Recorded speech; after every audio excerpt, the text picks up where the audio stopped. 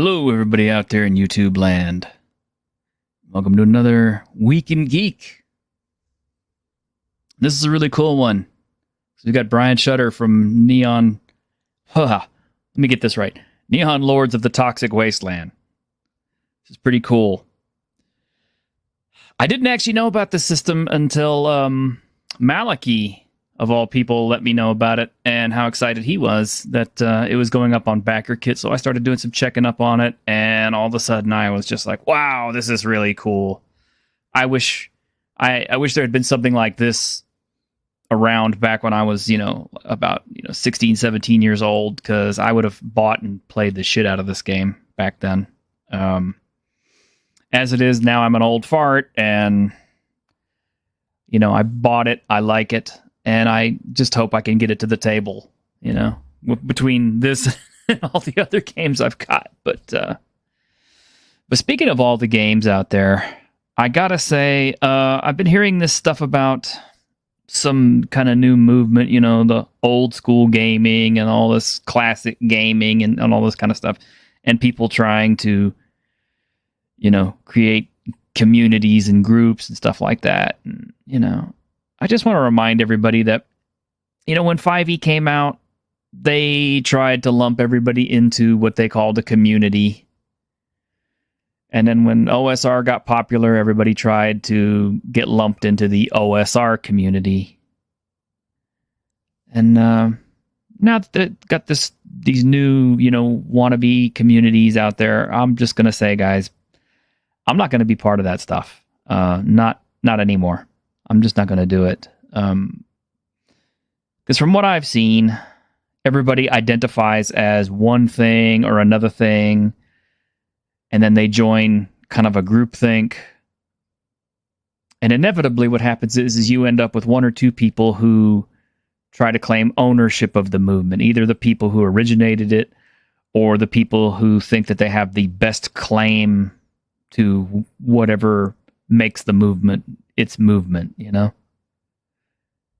And, it's just a simple matter of I don't want anybody speaking for me when it comes to what I like, okay? Some people have said, oh, T-shirt, you're not OSR. Really?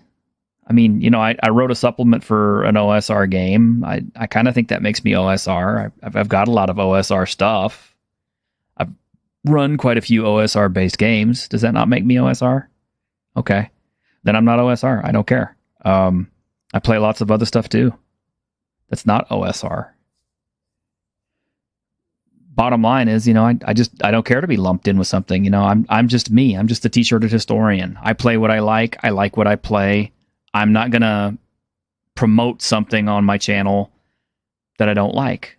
And I honestly don't care what the basis is. If it's Fabula Ultima, I like it. It's not OSR. If it's Outcast Silver Raiders, which is OSR, I like it. Okay, I'm going to promote it. I really don't care what the system is, as long as the system is good and enjoyable, and I think it's got some merits and some stuff I can use. I'm going to talk about it. I'm going to use it, and that's just all there is to it. I don't really feel like I have to be in any particular group, the 5e group, the OSR group, the group that wears hats made out of velvet, the group that only wears one shoe on their left feet, the group that only plays with D20s, the group that only plays with D10s, the group that only plays with D6s. I'm not going to do any of that. I would advise you to do the same thing. Don't get roped into groups. Don't get roped into organizations, communities, and all that kind of stuff. Okay, the only time I was ever part of any sort of a community was back when I was playing Pathfinder First Edition, and I was literally a member of Pathfinder Society roleplay. And all that was you had to have a character built under certain rules that they had provided, and you had to play under their rules, which were very specific, including what spells you could take, what classes you could take, what races you could take, all this kind of stuff. And you could only play their scenarios. And that was kind of fun because it was just me and a little group of friends, and they were Pathfinder Society people. But I remember at one point they had a guy come down from one of the bigger cities, and come in to sit at our table and say, hey, I'm going to be your GM for this week. And he had a specially prepared scenario that was straight off of, their official hoity-toity, Pathfinder Society group. And he ran it. And, we all, we smiled and we played and everything. But I remember thinking the entire time, this sucks. I don't know this guy. He's not part of our regular group. The scenario is okay, but he doesn't know us like our regular GM does. And, after all was said and done, I told our GM, I said, I'm glad you got to play. And I know that this represented a chance for you to play. That's why I didn't rock the boat or anything. But to be honest, I'm much more happy to have you as our GM. You're much more fun. You're much more funny. And, even if we have to do the society stuff that I'm not really fond of, if I have to do it, I'd rather do it with you. And that's pretty much the same way I look at all these organizational type things, Somebody's always sitting at the top. They always think they can run everything. And they always try to tell everybody how they can do everything, who they can talk to, what games they can play, how they can play them. I don't need that. You don't need that. Your players don't want that. You're the final arbiter of how you run a game at your table. Not some organization, not some community member, not some guy sitting at his desk somewhere in some god-awful country telling you, who you can and can't talk with. Be yourself. Don't be a part of a community. Run what you want to run, play what you want to play. And since I only promote stuff that I really like, let's talk about Neon Lords of the Toxic Wastelands. Mr. Brian Shutter! Hello, good to see you. Thanks for having me. I appreciate it. Oh, good to see you, man. How are you? Oh, we have good. Greg. Very cool. Yeah, can I piggyback off that? You absolutely can. That's what these are for. It's weird. I've outside of the internet, and then on our Discord, the Neon Lords Discord, it's never been a thing. We always talk about every game under the sun, Awesome. I've never seen it where it's well, if you like Cyberpunk Red, then you're in this category. If you I've never seen it. So it's very strange to me that that's a thing on the internet. But then again, the internet's not real life. It's a big thing everyone always has to remember, that it's normal people, don't do stuff like that. It's the loud minority, right?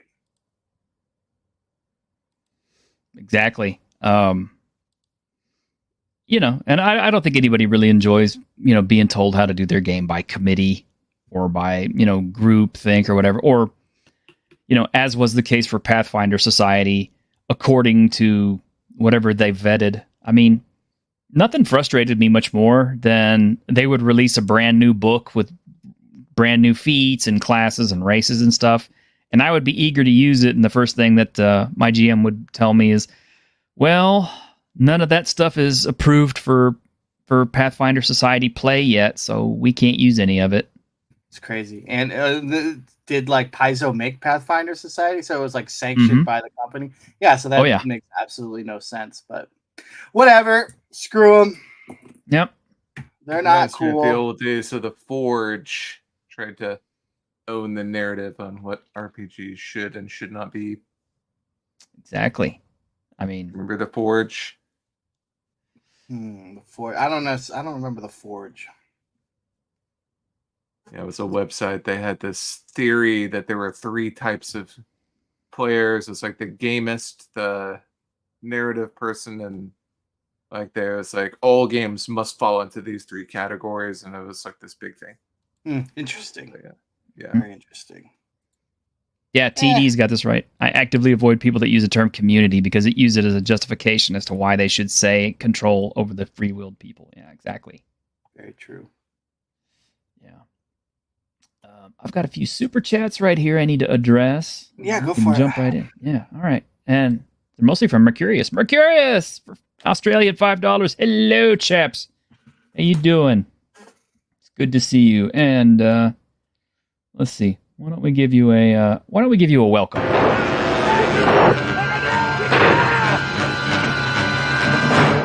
Welcome. There we go. And let's see. We also from Mercurius. Thank you, man. You wandered lonely as a cloud. I appreciate you.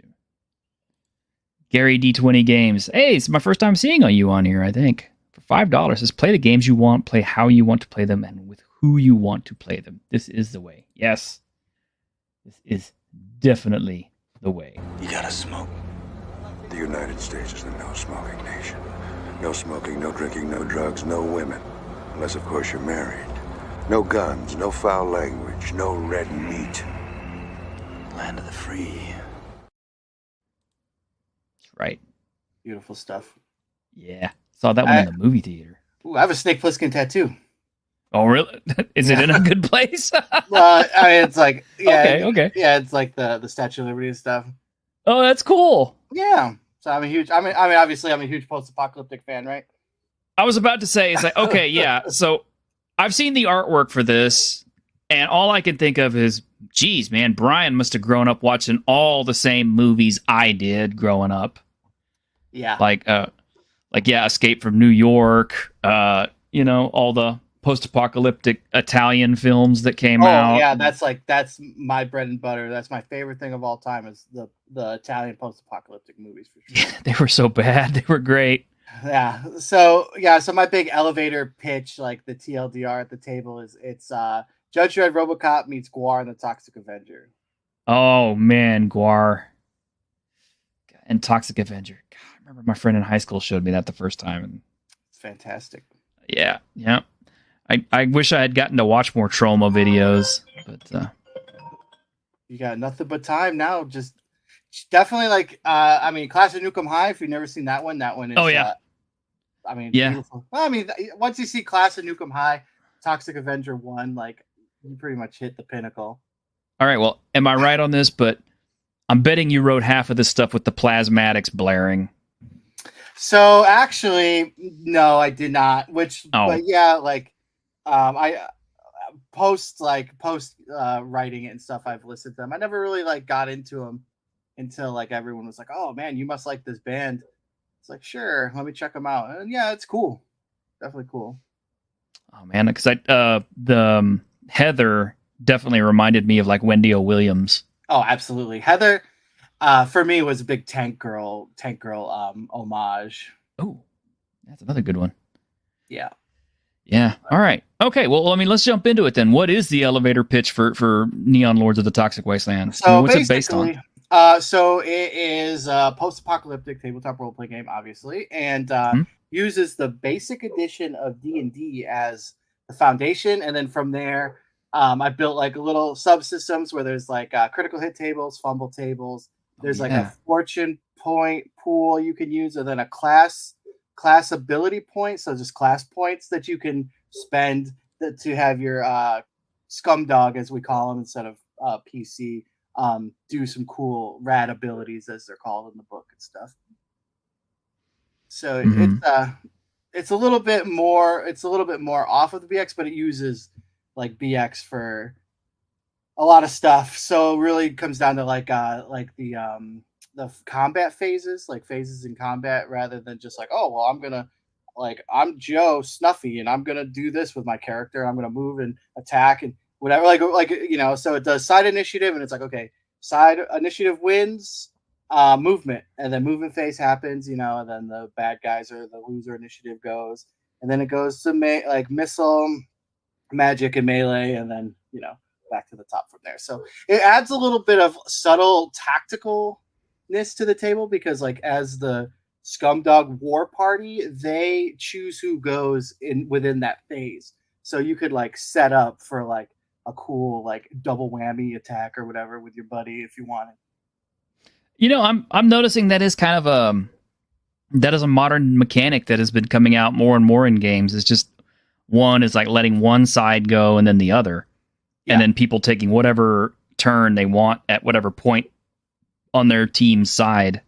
Yeah, it makes the job of the DM so much easier. Oh yeah, right? Because I hated I hated keeping track of initiative. It slows the game down, and then Mhm. it's like if you got like 6 dudes at the table and they're like yelling out their numbers, you're like, God damn it, okay, so yeah. Then it's like, okay, then you got to take them, put them in the right order, figure it Mhm. out, and then it's like, because I like with side initiative, it's always initiative's different every round, so like it adds a little bit more flavor to it too, so it's not the same slog of an event over and over in combat. Mhm. It also, oh, go ahead. No, you're fine. Go ahead. It also kind of lets players kind of coordinate their attacks better because they can focus down one opponent, or Yep. if somebody whiffs their attack, it lets somebody else pick up the slack. Exactly, and it stops people from being on their phone if it's not their turn, right? Yes. They're Oh, actually I hate that.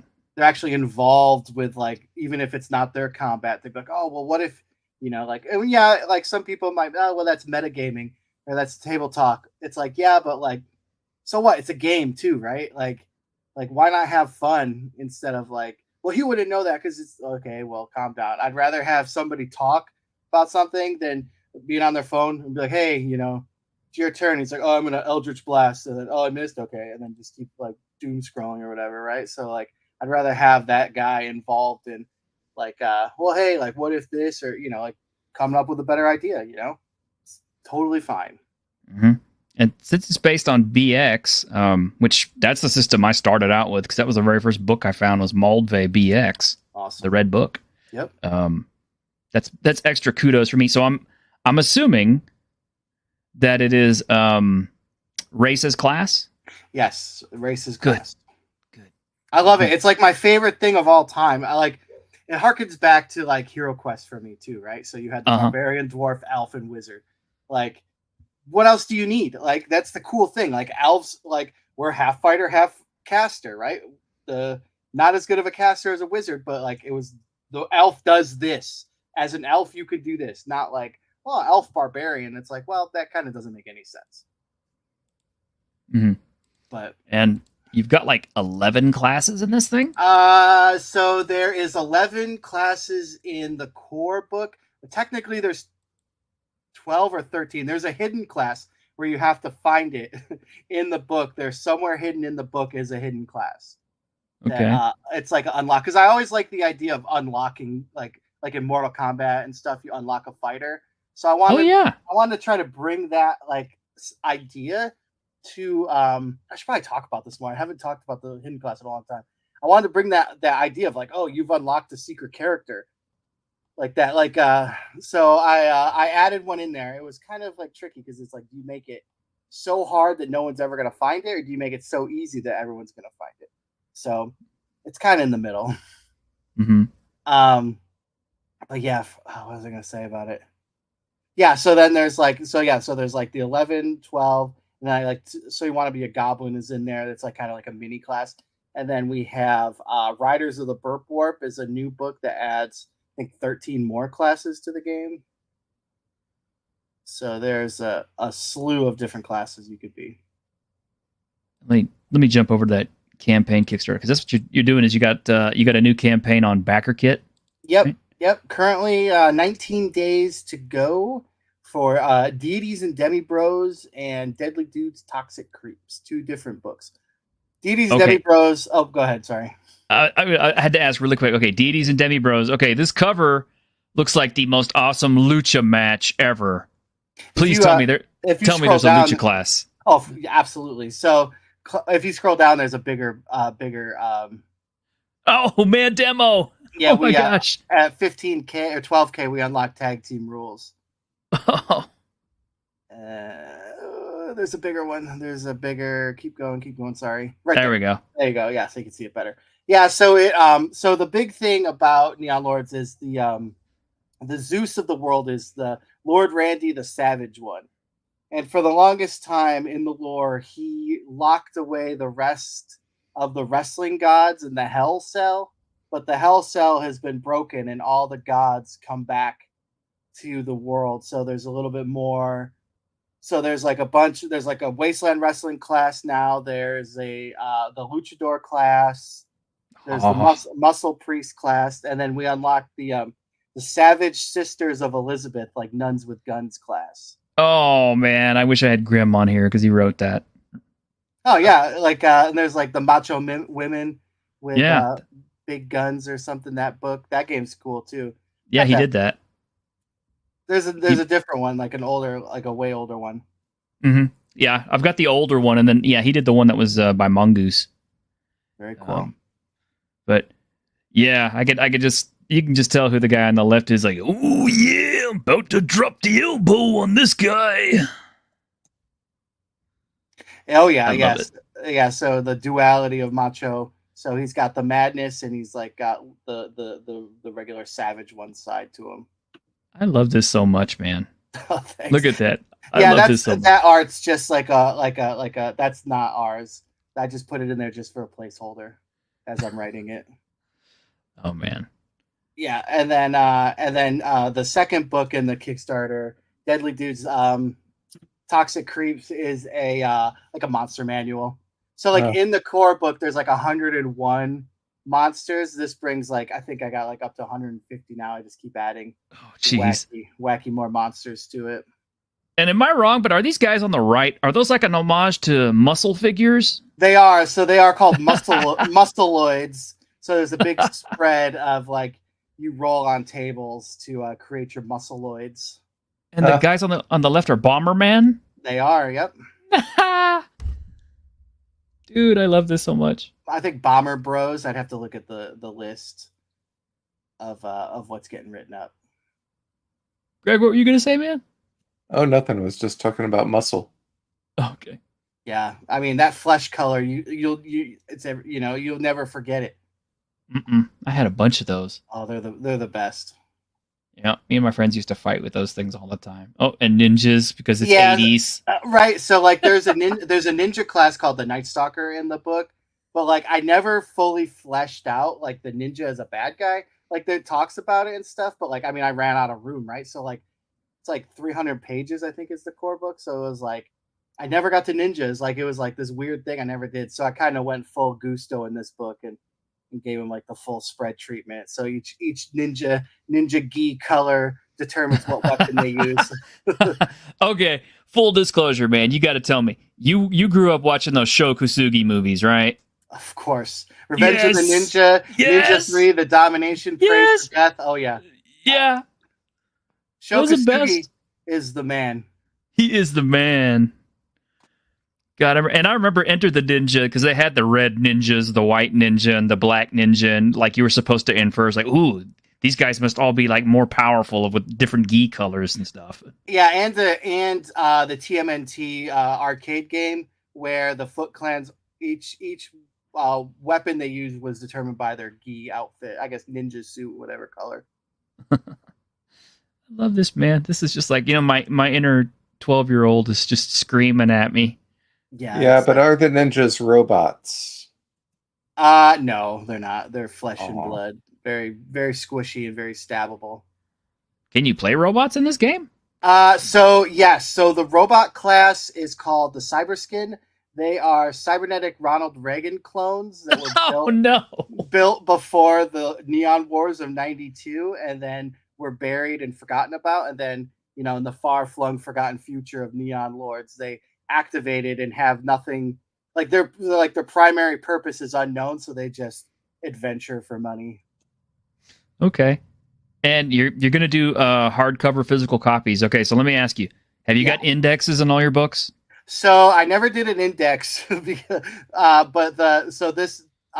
these will have indexes. Yes, long story short. So good. I never did it. I never did it before because I was like, what do I need it for? But then you get a lot of crap for that. So this also will have the third printing of the core book as an add-on and one of the levels you can back at, and it will have an index in that one.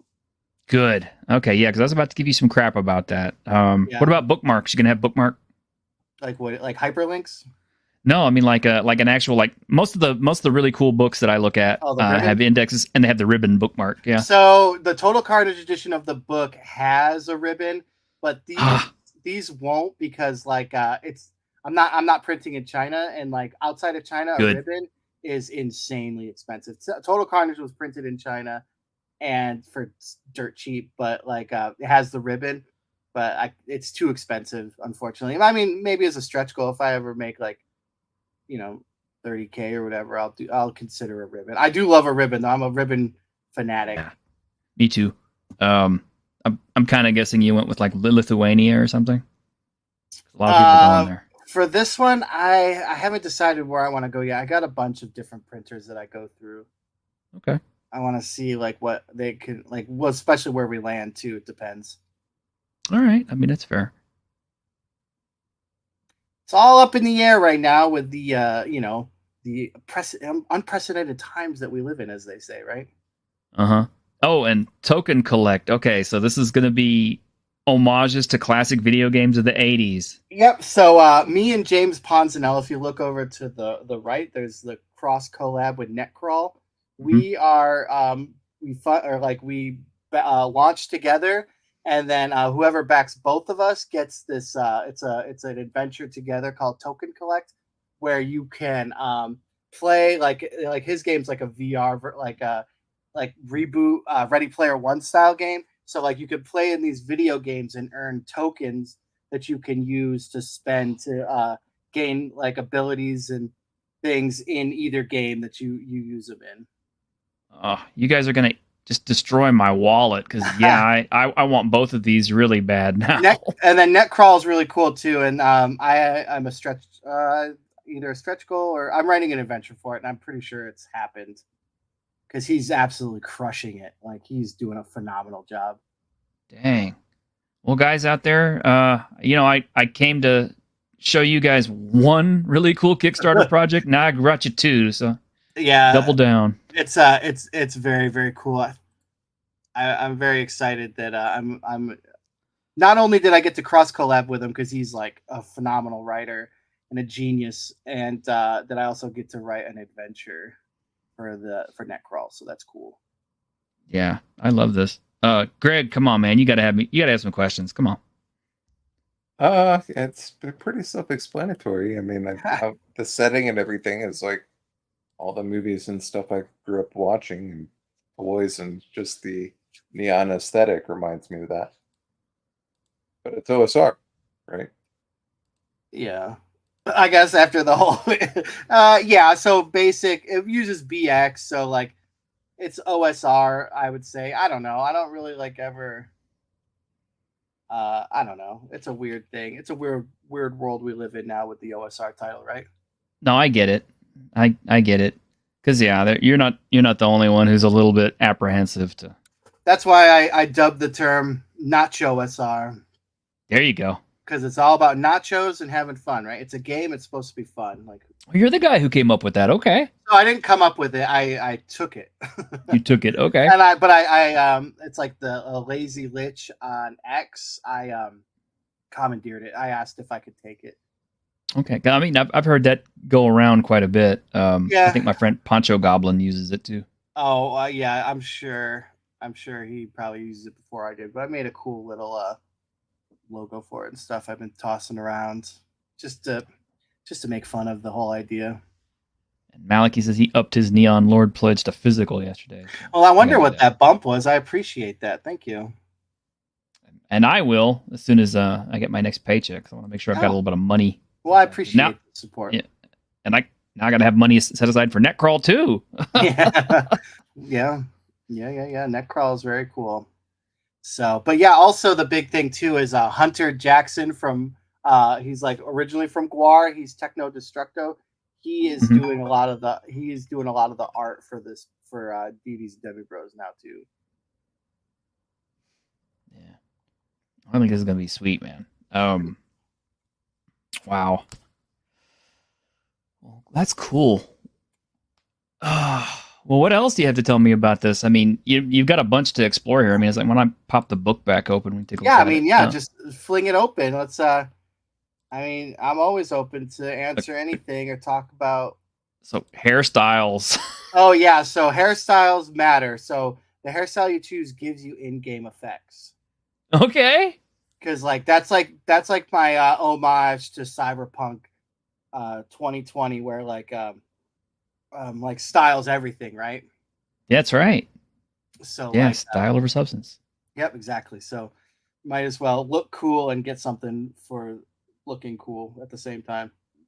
So yeah, your hairstyle, and then there's like a whole list of different hairstyles that you can pick. And the beauty thing of it is like you can, it's infinite possibilities that you could come up with. So like I think there's like 21 in the book. So like you can add more down the road. Maybe I'll actually add some hairstyles to DDs and Demi Bros. I mean, it's probably some very wrestle related hair that I could add. Yeah. Oh, flock of seagulls. Yeah, it's pretty much like the standard 80s array at that, like when we made it.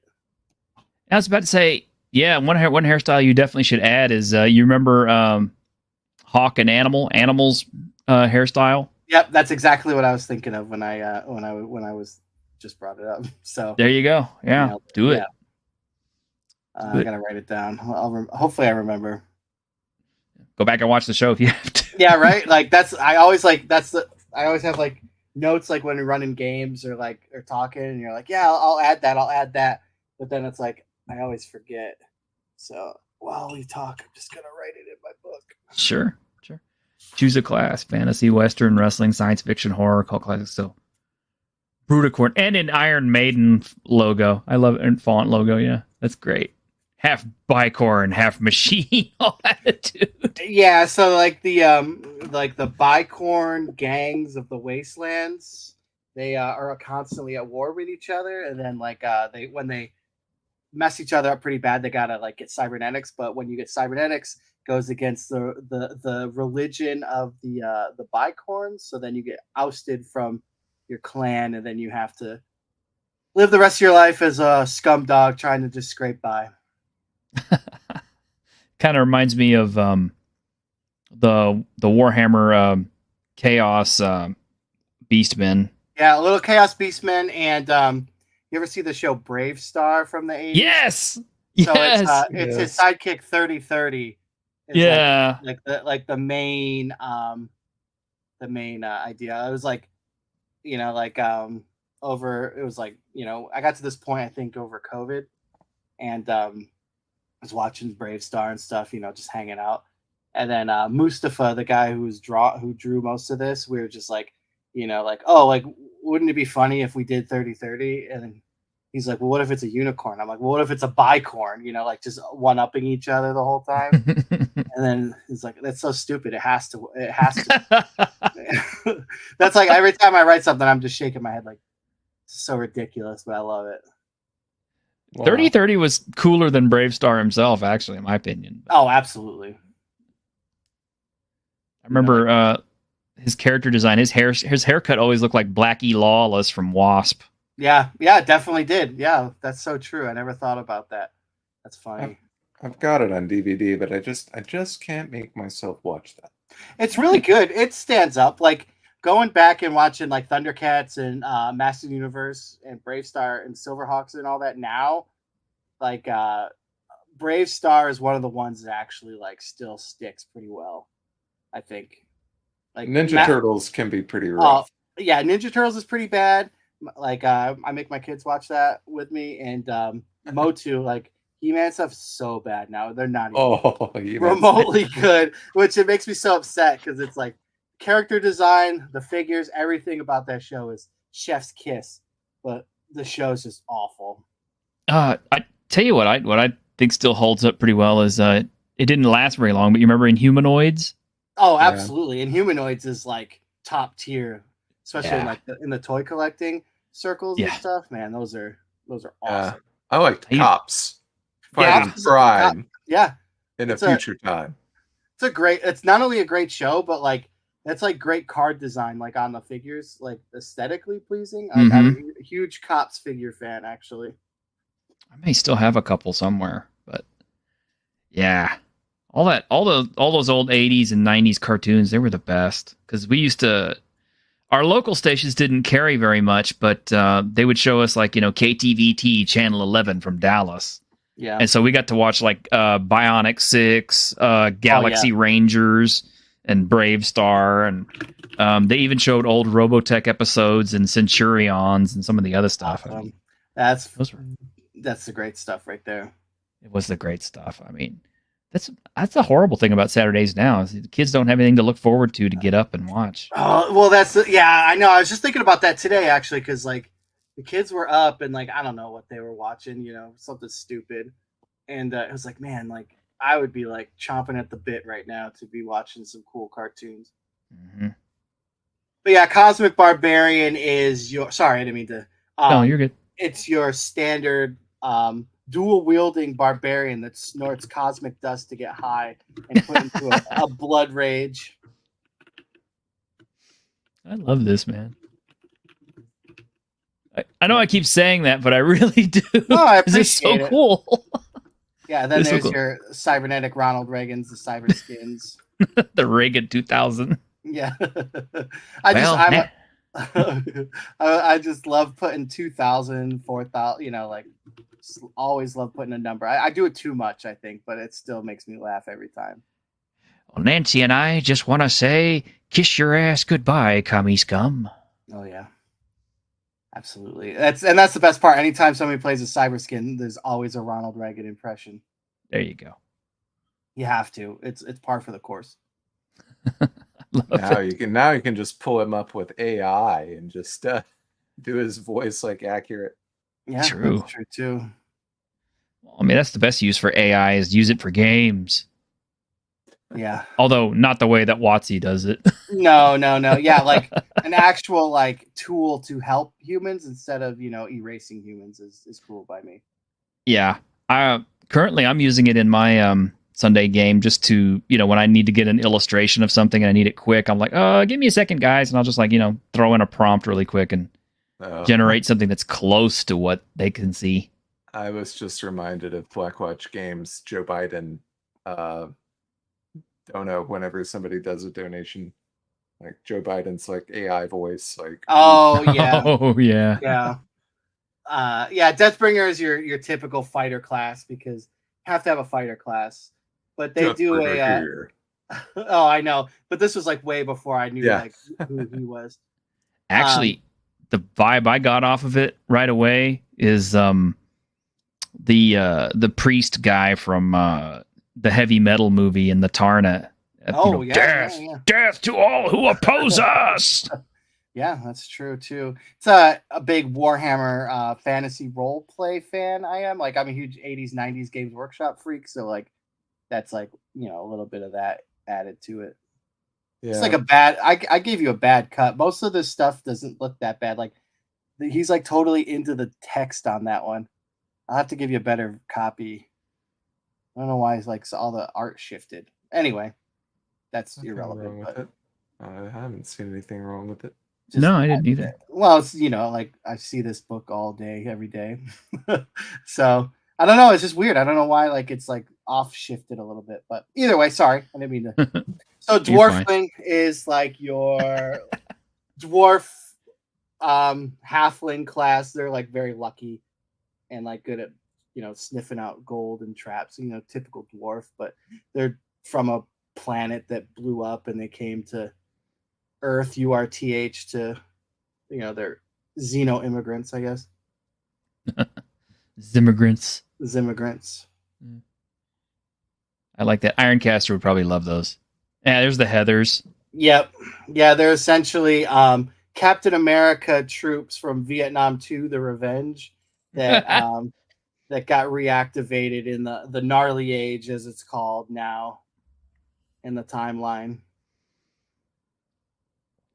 I love it. I'm surprised that you put that as PG-13 because I'm kind of like with a little bit of tweaking, this could have gone like right into Lamentations territory. Yeah, very easily. Very easily. I tried to keep it PG just because I swear a lot, being in the army and stuff before. So but I try to not write a lot of swearing just because I know some people get turned off by it. Sure. It doesn't necessarily bother me because I do own a lot of Lamentations books and I do have the brand new one that has the awesome die cut cover that I got at Gen Con. The name alone, I can't even say. Yeah, we had James Raggi on there, and I kept telling him, let's just abbreviate that one, okay? Yeah. I mean, it's awesome. It's really cool. I got to talk to him at Gen Con, so that was always a blast. But yeah, so like, but it's PG-13 in the sense of just that. But it's like way over the top. It's gore like level violence of like to the max. You know, you're splattering heads and gouging eyeballs and ripping out guts and. Do you have like sample quests or adventures? Oh in yeah, the book? yeah. There's all that good stuff. I was hoping there was one where the title of the adventure was "Are you a bad enough dude to save the president?" Oh, so like that was like one of the big taglines I used like early days. Yeah, and it's a 40K squat. Sorry, they were talking about dwarflings, but I use bad dudes for sure. But that's not a bad idea actually. Do we bring it back? I have to steal it again. The Noise Thrasher is like your Wasteland Bard. They can use heavy metal riffs to cast in air quotes, spells. I was going to ask if you had something like this. Now I'm glad to see it's actually in here. Yeah, you gotta have it. It's gotta have it. Pretty much, it's like if I could find like old episodes of classic MTV, I'd be playing them in the background when I run this. Definitely. There was like a brief time when that whole like retro metal kind of parody thing was like popular, and it's kind of died off. But like that's when he had like Brutal Legend and Metalocalypse and all that stuff. Mm-hmm. Oh, Metalocalypse was the best. I was so sad when they stopped that. I know Metalocalypse was so awesome. It's like such a huge influence on my life in general. We actually. Oh, hang on a minute. Let me see. We actually still throw a clip on about that one. Let me see. I still got it here. I threw out a bunch of clips. One where they have to go shopping on their own. No, it's this one. Put the boots to him, medium style.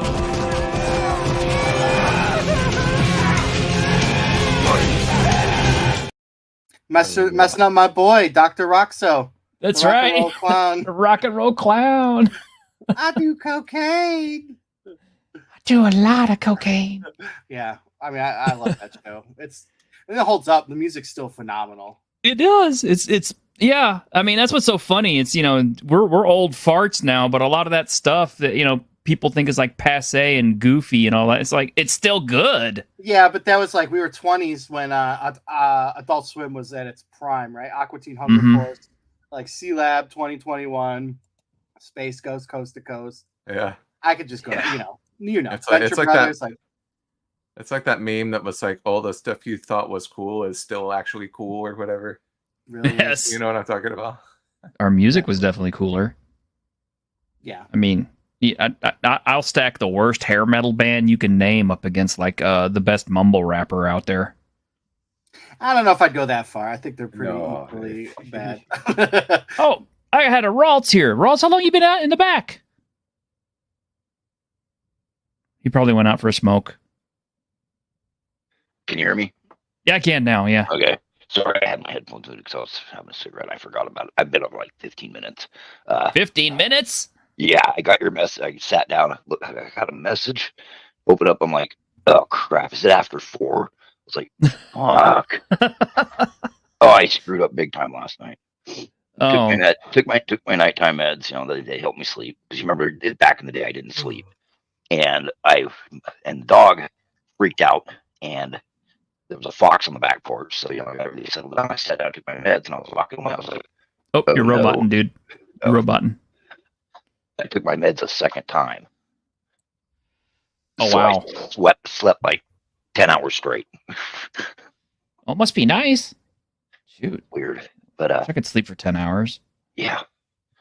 But I don't know what I'd do with myself, but so I just been listening. I came in just when they were describing the Ronnie robot thing. No. Oh man. Yeah, I was about to say, is this kind of your kind of game or what? I would have ran the fuck out of that. Well, you still can. I mean, it's still out there. I mean, that's what he's doing. He's got it up on BackerKit now. You're gonna bring it back, huh? You're gonna bring all that stuff back? Oh yeah. Oh, good, because too many games just The satire games aren't worth it anymore. The fun Exactly. games, the over the top games aren't worth it anymore. Yeah, it's very rare to find a good over the tops like satirical game nowadays. I was thinking about that too because like a lot of like there's a lot of like 40K like satire in it, and like nobody really ever tackles that in a game. I've noticed as that often. So I was like very into it. The last satire game I saw was Hole. Yeah, the whole is like the satire game. Here's the link to the backer kit if you guys want to jump on board and back Neon Lords of the Toxic Wasteland, because it's obviously pretty cool. Yeah, I think so.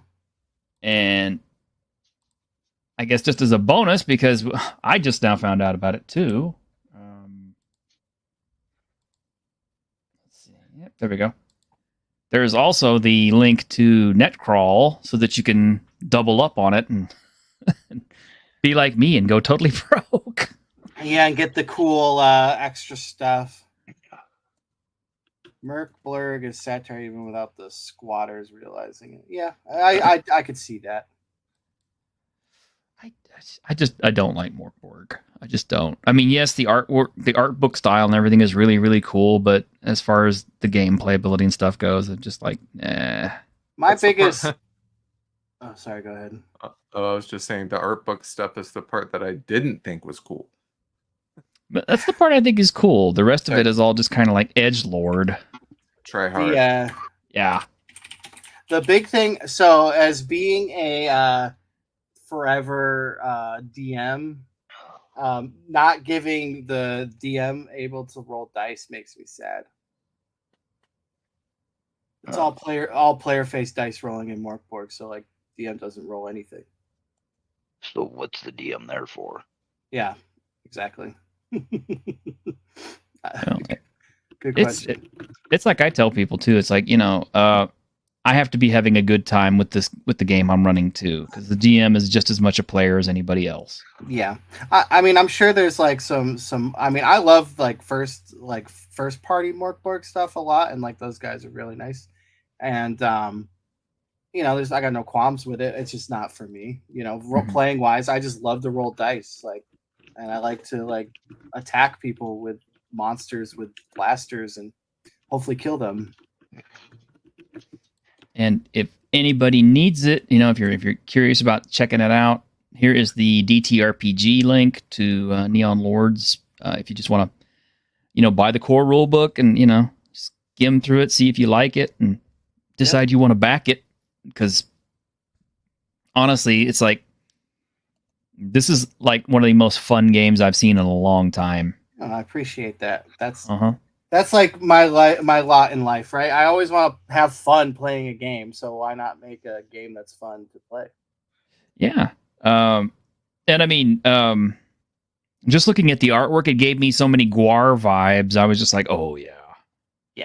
Yeah, I mean, like, Guar for sure. And now that we got, like, Hunter Jackson doing, like, a lot of the art, like, in DDs and Demi Bros, like, it's even going to be even more Guar-tastic. And and then Odorous' sword Utlik is statted up in the core book. Oh, nice. Yeah, we go full Gusto Guar. Yeah. Yeah. The whole thing is like definitely gives me like the hardcore 80 vibes, and it just really makes me want to rip all my old movies off the shelf and just start watching them one after another. I mean, just. Boom. Starting off with all the Mad Max stuff and then just going into progressively worse ones.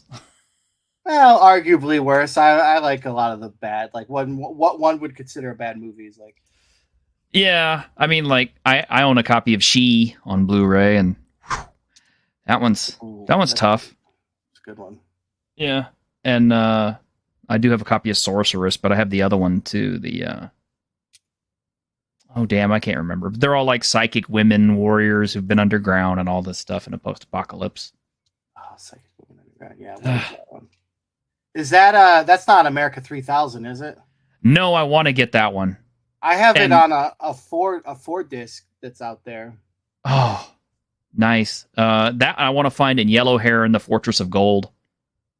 Never heard of that one. Yeah. I'll add it to my list. Yeah, Yellow Hair in the Fortress of Gold is another classic wasteland type film. And then I've got like Exterminators of the Year 3000 up there on my shelf. Yeah, I got all those. You ever see like the there's like I don't know the name off the top of my head. I kickstarted it. It was like a whole book of post-apocalyptic movies. But sounds like something I need. I'll send you a picture of it. They just did a barbarian movie one too.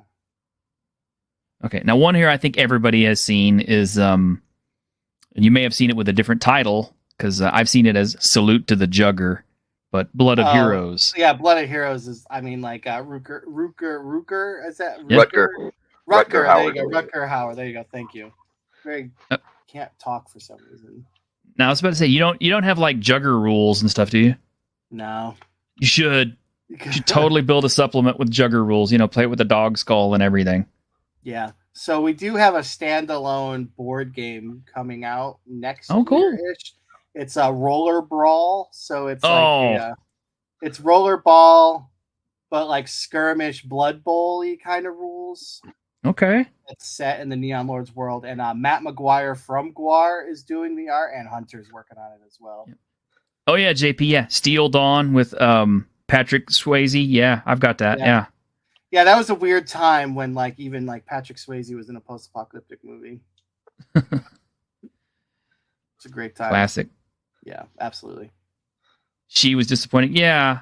I thought it was going to be too, but it had Sandal Bergman in it. Yeah, but that box art is so killer. It was good. That's what that's a thing, man. It's like VHS covers were so good back then.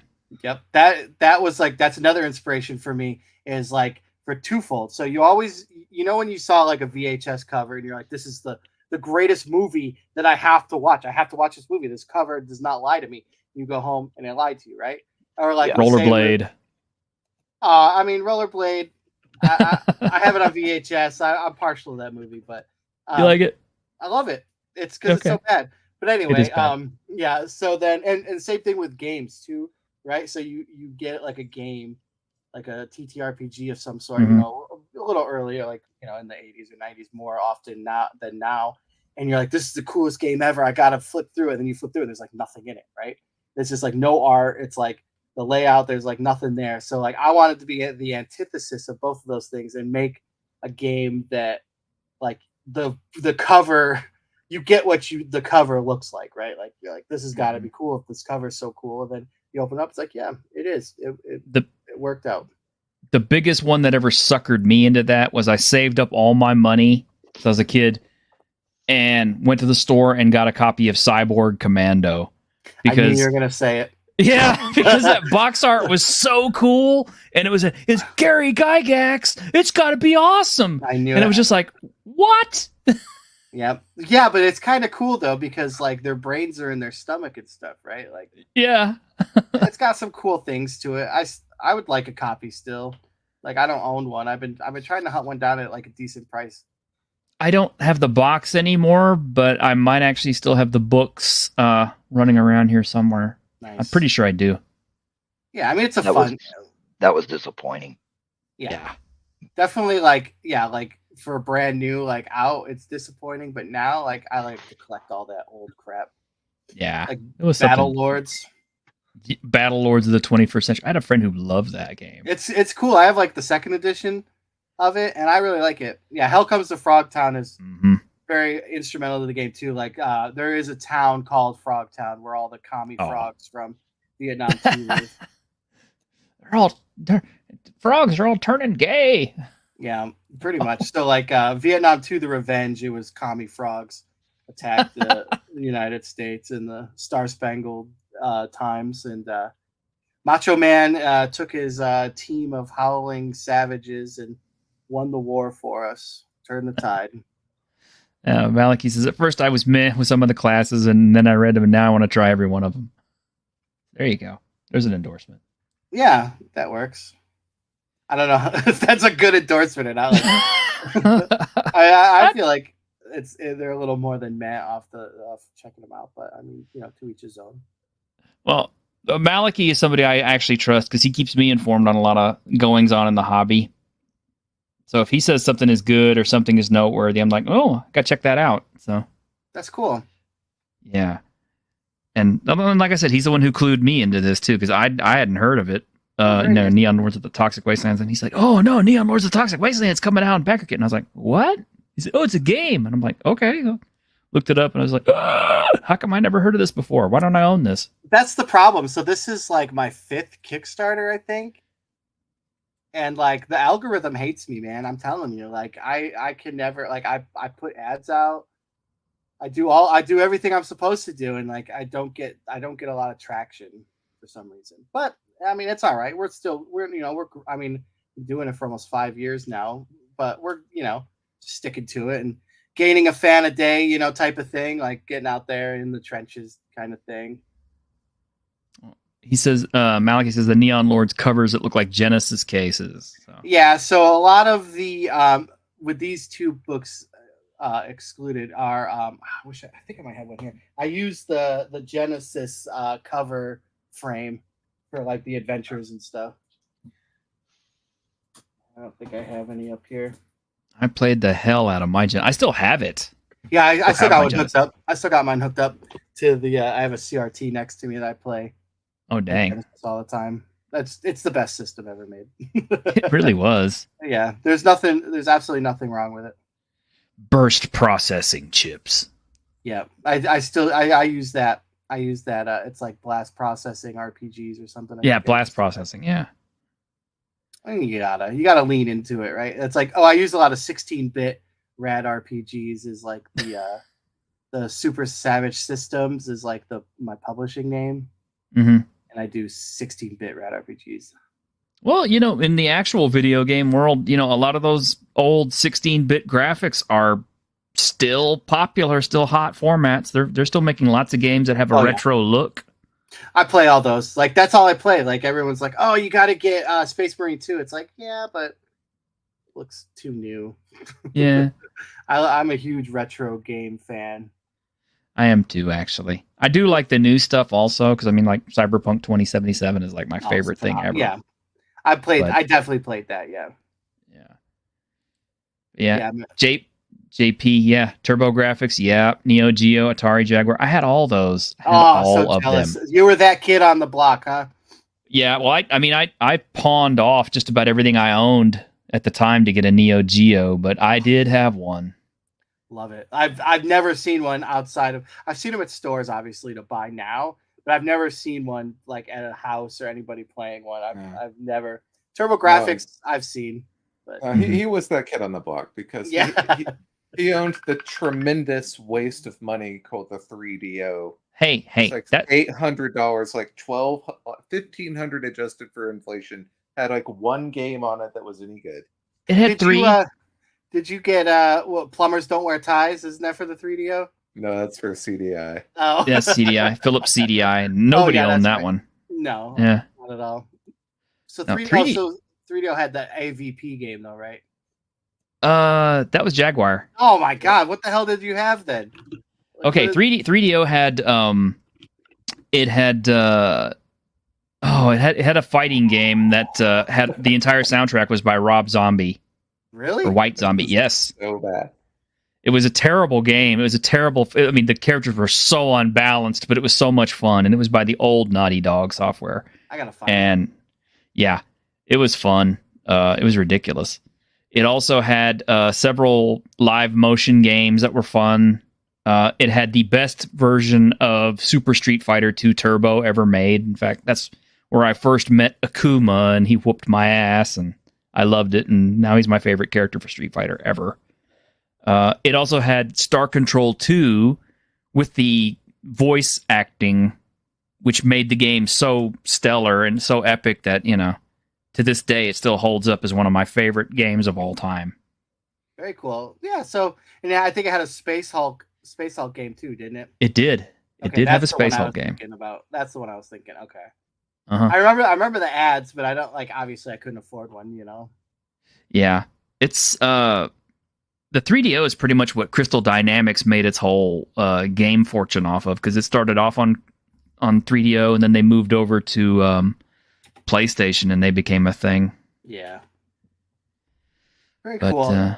Yeah, I mean, all those, that was like the heyday of wild systems. Like, I was fortunate enough I was a Sega CD kid, so I had I had the Tower of Power, so I had the 32X, Sega CD, like all combined into one. And that was like the height. And then PlayStation came out and blew everything out of the water, right? Like, changed the landscape of video gaming forever. It was pretty amazing, man. I mean, especially Tekken 2. God, we played so many hours of Tekken 2. I mean, like Metal Gear Solid, Final Fantasy 7, off, like, that's just, two Resident Evil Director's Cut, right? Like Resident Evil. Yeah. Yeah, like it doesn't get better than PS1. Like, pound for pound, realistically. I remember when I used to work in a video game store, which also sold tabletop role-playing game stuff and miniatures. So it was like the best job in the world for a teenager. But when my boss ordered 2 copies of Resident Evil in, not knowing if it was going to be any good. So he handed it to me and said, here, t-shirt, here, why don't you play test this and we'll see how it plays so we can talk about it and recommend it to customers or not. Got on that thing and I was just like, Elton, just take it out of my wages. I'm taking this home. Then the dogs jumped through the window. Yes, everybody jumped out of their skin when the dogs jumped through the window. Man, it was like awfully scary. And like that was like and then when the doors, like, talk about like leaning into the load, right? So loading up each room, I guess, right? So like the door, like slowly going to the door and opening it, added to the game's tension rather than like. Oh, they stole that mechanic from Sweet Home, which was the Japanese. Yeah, the guy that made game. Sweet Home worked on Resident Evil. So I don't say steal, but it's a mechanic they borrowed, I guess. I've seen the movie. I did. I have a copy of it. Oh wow! So yeah. Every I don't mean to cut you off. Every Halloween Eve on Twitch, I do a movie double feature. This will be the 3rd year in a row. And year 1, I did House and Sweet Home. Oh yeah. Tell you what, every Halloween I usually pull out a Lucio Fulci movie to watch. I mean, I watch Fulci every day, all day, so it's not there you go. different. There you go. Yeah. Yeah. Damn, dude. I wish we'd grown up together because we'd have been best friends. Yeah, it's like everything I love in life, like you love in life as well. So it's perfect. Yeah. Damn. I'm really looking forward to getting my copy of this more than anything now. Awesome. Yeah, I mean, everything, like I put like, every bit of my essence of, growing up is in there, because I mean, it's all stuff I still love, so there you go. Yeah. Well, dude, we at the end of our hour. Is there anything else you want to say about your product before you go, or? I think we covered a lot. Realistically, it's just, I'm just grateful that you got to put me on and spend an hour talking about it with me. Oh man, I appreciate you coming on, because this has really been a lot of fun, and this, your game is so much fun. I mean, thank you. I appreciate it. I mean, seriously, well, like actually, I said. Oh, sorry. Go ahead. I wish I had heard of it earlier. Is all I'm gonna say. I know, right? But hey, you're here now, and once a Neon Maniac, you're a Neon Maniac for life, right? So I do have a lot of cons coming up. So if you go to Granite State Comic Con in New Hampshire, out of all places, I am a special guest next weekend. I'm running some Neon Lords games there, and ShireCon in Connecticut the weekend after that. And then Pittsburgh Gaming Expo in October, I will be there as a special guest as well. Gamehole Con in Madison, Wisconsin, I do a Neon Lords table. And Hunter Jackson from Guar will be at the table with me. And we be showing off some roller brawl stuff there. And then I didn't put any books on or games on the books at Gamehole this year, but I'm going to run a lot of off the game Neon Lords for sure. And then there's Arcane Con in Holyoke, Massachusetts in November. And then PAX Unplugged in December. And that's this year. Then the cycle begins next year. I go to all the cons. Well, if you make it down to North Texas, con, I might meet you there because I'm down in Texas and we got all the big cons down here. Too. So my day job is I am the Northeast con rep for Goodman Games. Oh wow! Fine makers of Dungeon Crawl Classics, Mutant Crawl Classics, now X Crawl Classics. So generally I stick to when it's for Goodman. Like Origins is like in Ohio, and then Gen Con I go with Goodman and Gen Con. So that's about as far as I go on Goodman dime. But then like Madison, so North Texas, I'm dying to go, but I'd have to fly and not bring books, So that's a hard seller to try to justify to my wife too. They're like, oh, I'm just gonna go down here and play games with a bunch of old guys for the weekend and not sell anything, right? So I'm trying though. That's on my list. It's on my bucket list in North Texas for sure. All right. Well, I mean, I hope you make it sometime. I mean, if they special guest me, then I have to go, right? Well, yeah. I mean, that'd be sweet. Maybe put together. I don't know, man. Maybe if this backer kit blows up and you don't have a little bit of extra cash to do it with. I don't know. I mean, I was on Tankar's. Cool. I was on Tankar's show with the guy who runs it, but he didn't really. I don't know. I'll try again. You never know. I went from no special guests to like 5 in a row. Wow. So it's just moving on up in the world, right? Well, I mean, that's kind of how it was with me too. Plunking away at YouTube for 4 years and finally made it to my 1K. So here I am, and well, congrats. Moving on up. That's the hard part, right? Like this is like the hardest thing to do is YouTubing. Yeah, well, and their mother has a channel now. Yeah, seems like it. The trick is finding a good audience and good things to talk about. Also true. And generally speaking, I like to talk about, positive things. I mean, yes, we do gripe about stuff plenty, but yeah, that's a big thing I've been trying lately is to not focus on stuff I don't like, but then just praise the stuff I do like and then have more of a positive mental attitude about things. It helps me out a lot, especially because I'm on the internet all day, every day, because 90% of this job, I don't get to write as much as I want to because it's all about like talking, like trying to get the game out there. So I'm on the internet constantly, and man, it can totally drag you down. Oh yeah. Yeah. Don't fall into that trap, man. Definitely not. I've been doing pretty good so far. So all right. Well, positive vibes, man. I hope this this backer kit thing goes big for you, and you make a ton of money, and I can get you back on the show and we could talk all about how you broke $1 million or something. Well, maybe cool? Not $1 million. That would be nice, but more money, more problems, though, right? There you go. I'm comfortable where we're at. Like I'm very happy, very grateful. Funding is always, the hardest part, kind of. So like we funded in the first day, so had nothing to worry about, and it's all positive, all ups from here. Yeah, that got me. I watched it, fund the first day it started up, and I was just kind of like, oh, good vibes here. This is already good. Yeah, so it works out, and then like always having like the I don't mean to keep going past the hour, but like always having like the core book available too helps a lot, because like there's so many people that it's like I've never heard of this game. It's called the Neon Newbie. And like I've had more new people on this Kickstarter than I have ever, so that's very good. Well, you got me for sure. Well, thank you, I appreciate it. All right.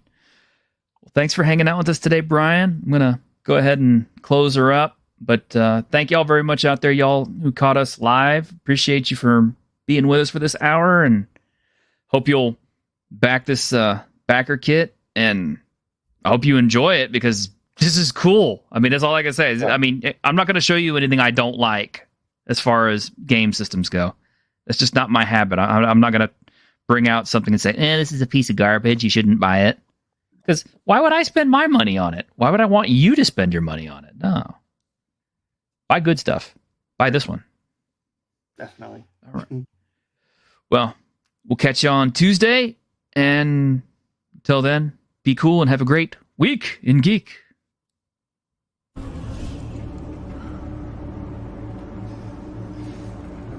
I On behalf of the staff of the Independent California Motel, I wish you all sweet dreams.